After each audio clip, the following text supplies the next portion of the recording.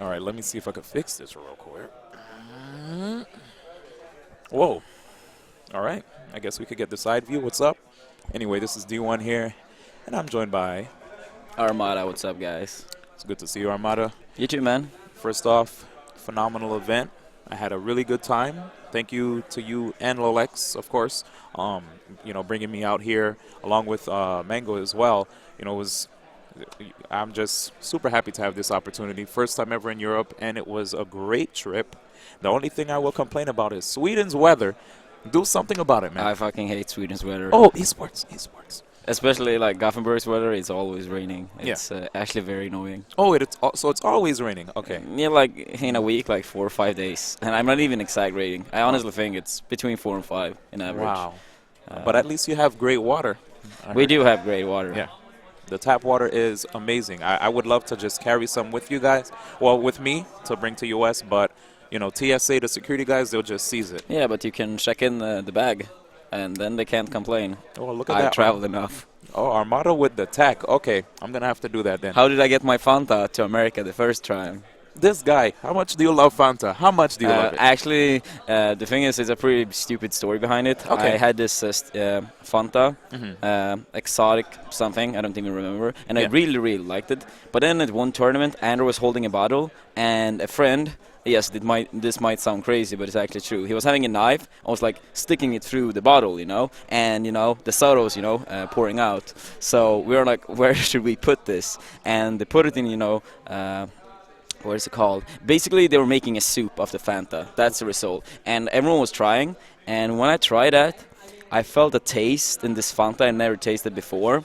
And I literally felt for puking. Oh. And after that, I have never been able to drink that Fanta again. I feel that, slightly different taste I never could taste before. And now the drink is ruined. Oh, so no more Fanta for Armada?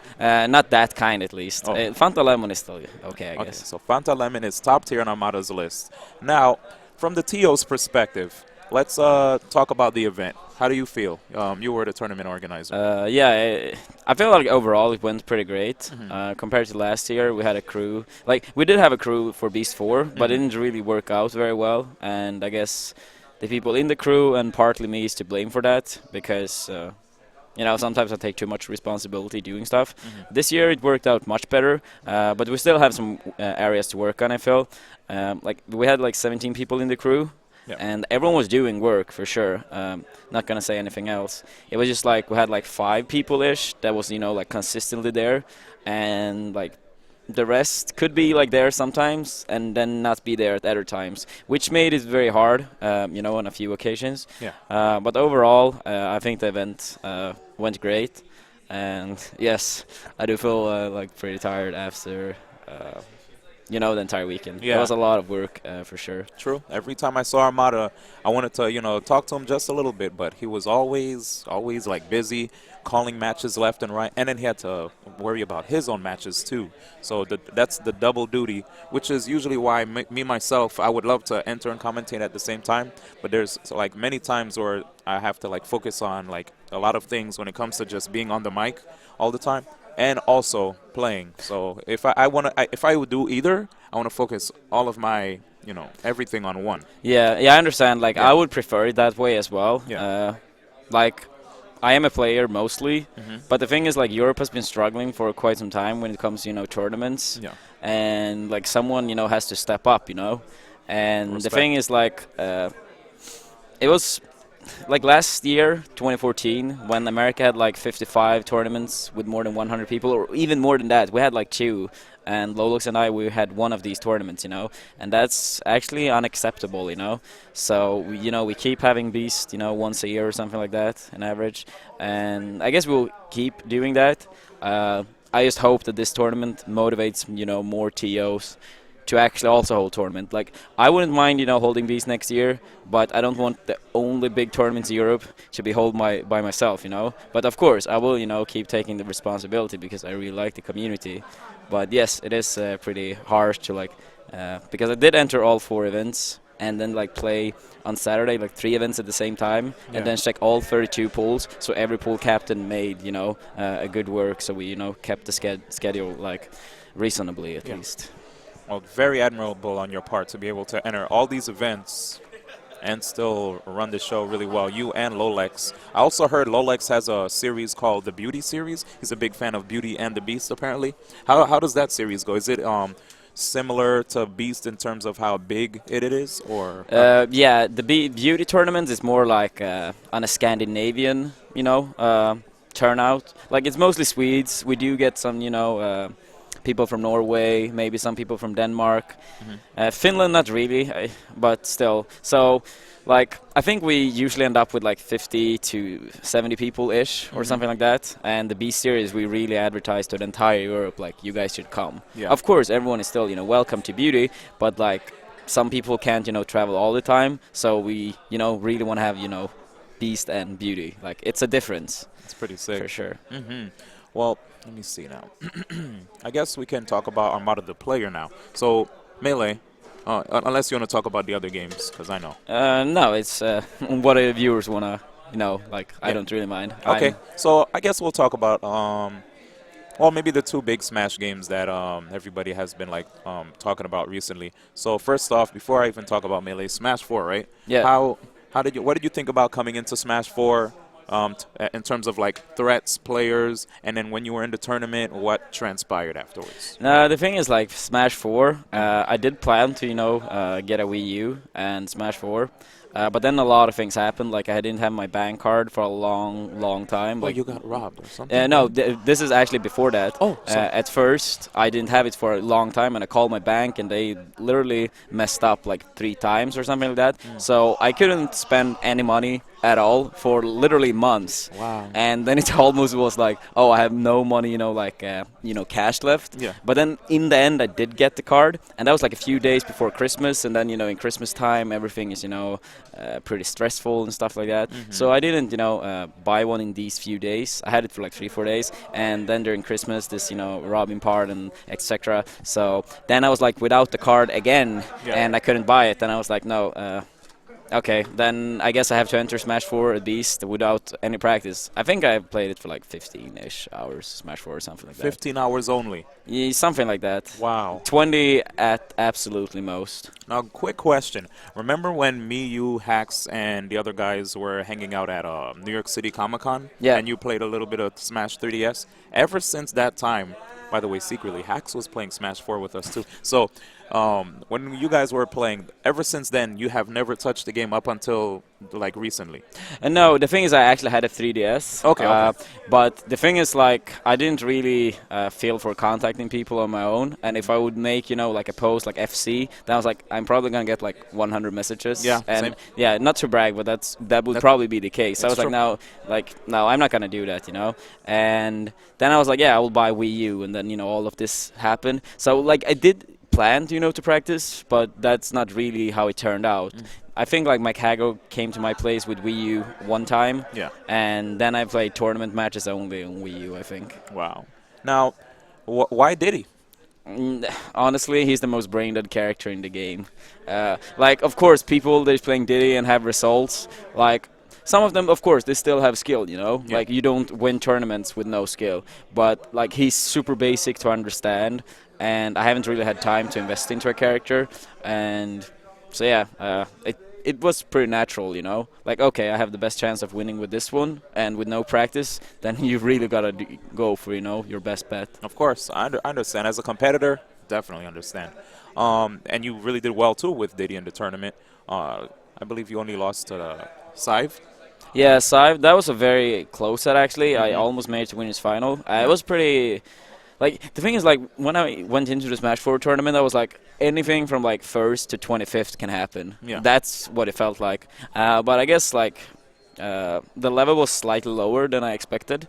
But it was still, a few pretty good players, for sure. Yeah. And Saiv, I believe, first game, like, it's only 2 stocks, but still, like, first game is super even, but he takes an SD on, like, 90 on the last stock, and I have, the same percent, so it was, like, super even. Second game is, like, both of 100. And he clutched it out. And then game 3 was not nearly as close, but still like 1 stock 50, I guess.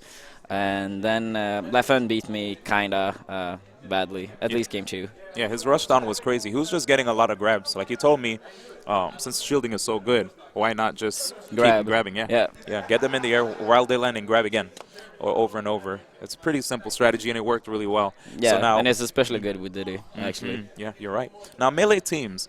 I remember talking to you on Android, and you're. I love the synergy, by the way, that you guys have. It's. Thank you.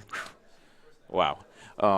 What do you guys feel about your chemistry? I know I spoke to Android on the side. He said Android had a static partner. You had a static partner. You both spoke to each other's respective partners and had a real conversation about how you wanted to move on and team with each other. You and Android. Yeah. I want to say first off, really big respect to you guys for doing that, because me as a player, like coming into the scene, there would be times if I team with people and we've been teaming for a while, out of nowhere they would just switch off and team with someone without even telling me. Yeah, and that stuff like that sucks. used to hurt me a lot, seriously, as a player. And when I heard that from Android, I almost cried hearing that, because like growing up when I was in the scene, like some people can be scumbags when it comes to teams. So kudos to you guys for being nice about that. So what made you guys want to team? Yeah, the thing is, like, Android and I, like, we both, obviously, we really love teams.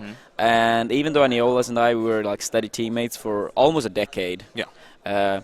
And the thing is, like, I still really, really like to team with Aniolas. And, like, Android's not going to all tournaments, so I guess, opportunities will happen when we both will team again. But the thing is, Aniolas live very far away from me, so I literally only see him at tournaments, once in a while. Like, in 2014, I think we teamed 4 times the entire year, Yeah.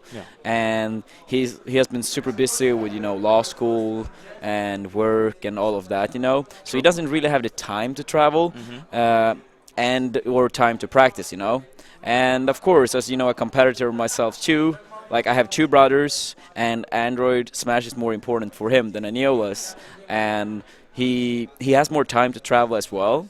And I know if we team, I know we will play as well, and the money he gets from that helps him, to travel more, and he can improve more and more as a single player as well. Yeah. So it felt like pretty natural for us to eventually move on and, start teaming together. And it was very emotional for me, telling Aniolas about all of this, because it had been, so many, memories over the years, all the trips, like our first tournament in Sweden, our first trip, like in Europe, like to, other countries, first trip to America, and a lot of good wins and, sad losses.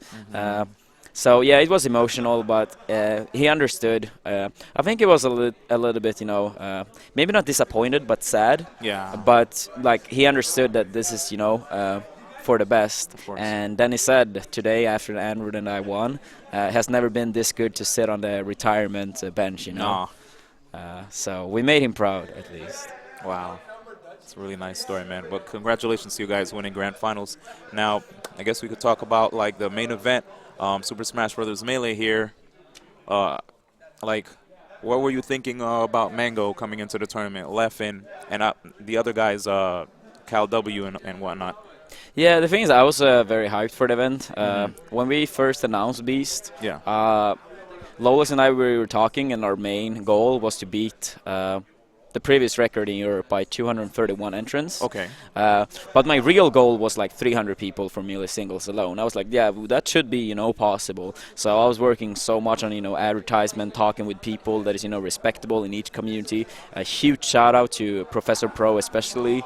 Without him, we would not have had 80 people from UK, about 80. And I think last year they were like 15 or something. And I know they would have been like 30 maybe without Prof, and I was, talking with some people from other countries as well. They were not as, confident that this, would work, because what Prof made was basically, he made a Facebook post and he was like, oh, this is how I'm gonna travel to the event, this flight, it costs this much, and then every time someone booked this flight or another flight, he updated the list, and the list went from, like 1 and then like super fast, like down to 20 and then 30, 40, 50, and then eventually everyone was like, oh, everyone is going, I should be going as well. Wow. So eventually, yeah, we did reach like 370-ish or something. I don't remember the number exactly.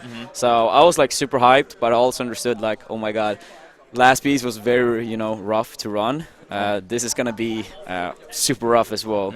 But it did turn out well, and I think Sweden overall did pretty well, so I'm proud of my countrymen. Oh yeah, of course. Now, from the player's standpoint now, your thoughts on melee singles? In melee singles, I guess like it went okay. I would say like I'm never satisfied with anything less than first. Of course. But Which is admirable. yeah, but still like I guess I played better than I did at Big House for sure. But it was still like a few key moments here and there. But then of course Leffen played fucking amazing. Mango I would say played probably slightly below his level, but that's always the thing, like when you're playing as Mango you always expect him to be like everything is gonna be perfect, and I think he sort of see me the same way, that when he's playing against me, if I miss a few tech chases too much, or I miss a few too many edge guards or something like that, it's like, oh, that's not the real Armada. Mango or Armada or whatever, but yeah, like I guess playing as Mango and that crazy ending on game 1 with the umbrella and the shine. The thing is, I was actually having in my head, like when I was going for that, I realized, okay, this is gonna happen, and then I literally tried to make a fast calculation in my head which character is gonna die first. I was like, okay, this should be worth it, and I went for it, and it worked. Wow. So, but it was like like half a second, if even that, And after that, it went pretty downhill for Mango, but it also gave me, very like relief and also confidence at the same time, because that was the key moment when I actually started to play better. Because I think if I compare my sets against Leffen from winners and grand finals, and also my set versus Ice and the beginning of Mango, I feel like that moment was when I started to play a bit better, but then in the end it was not enough, unfortunately. Now, before we even talk about the top 8, were there matches before the top 8 where there were nail biters? Any notable players to talk about that impress you? The thing is, I wish I had much to say about this, but I literally did not have a single minute to watch any games, more or less. The only bracket match I was watching was Game 5 between Android and Beat. That was Beat is a Swedish Marth player from Uppsala, kind of close to Leffen's region. And he's like, number 2 on East Coast, I would say. Yeah.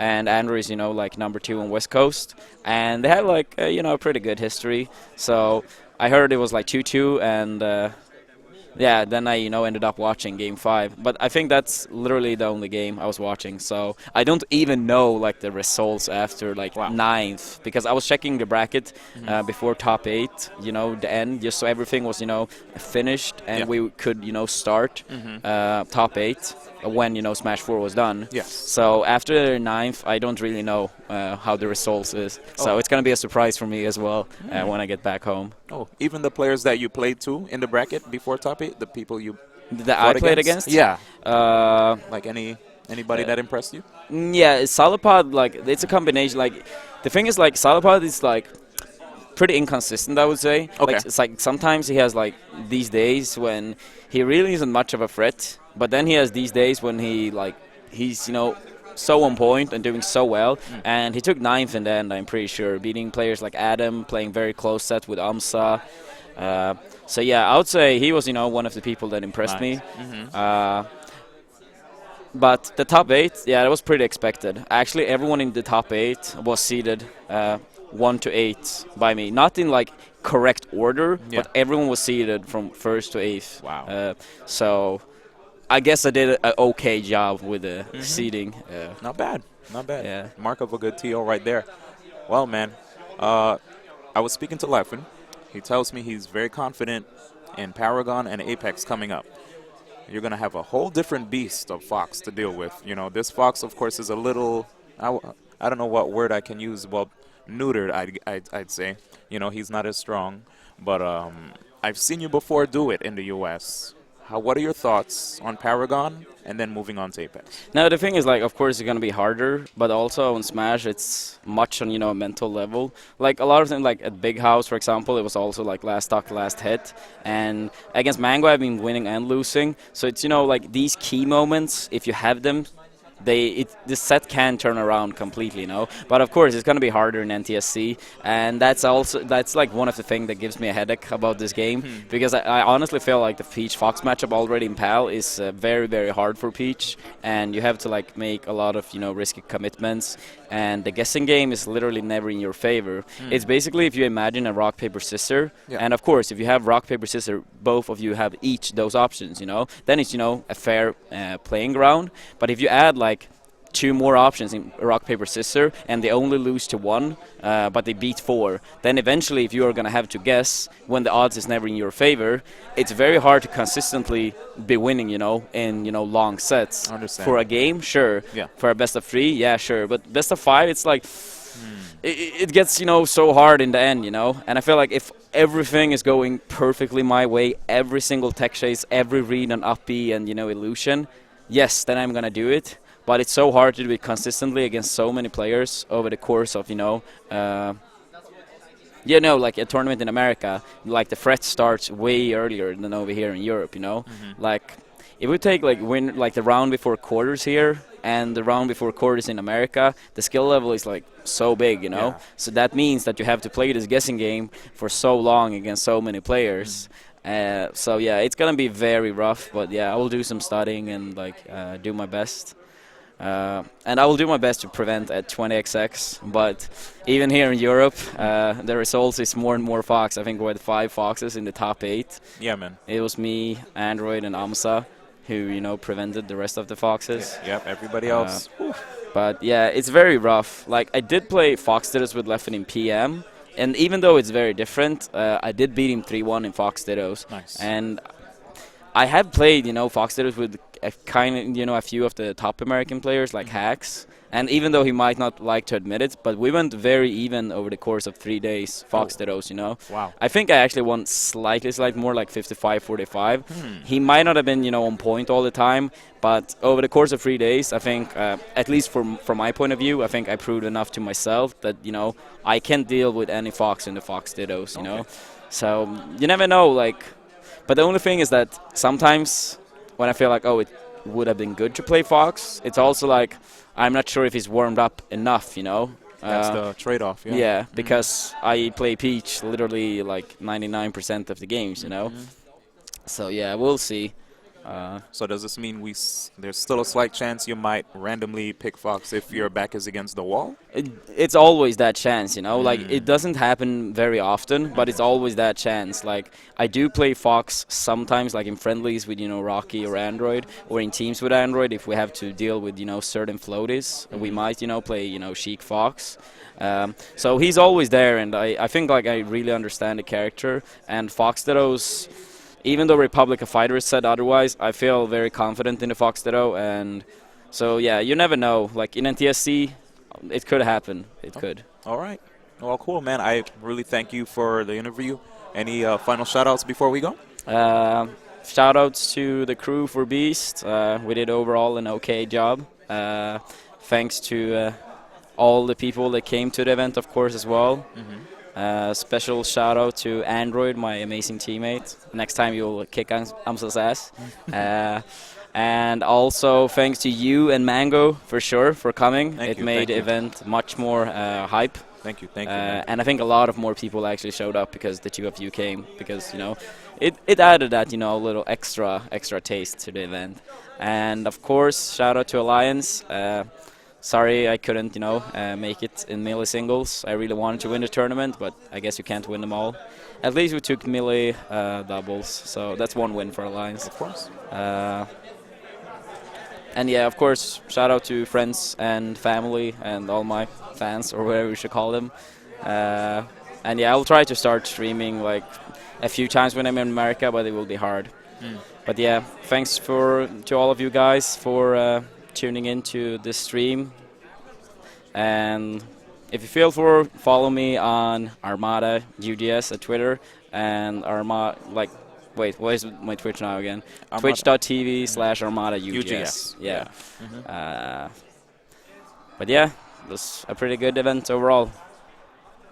Yeah, man. Thank you, guys. And this is D1 and Armada signing off. Take care, guys. Peace.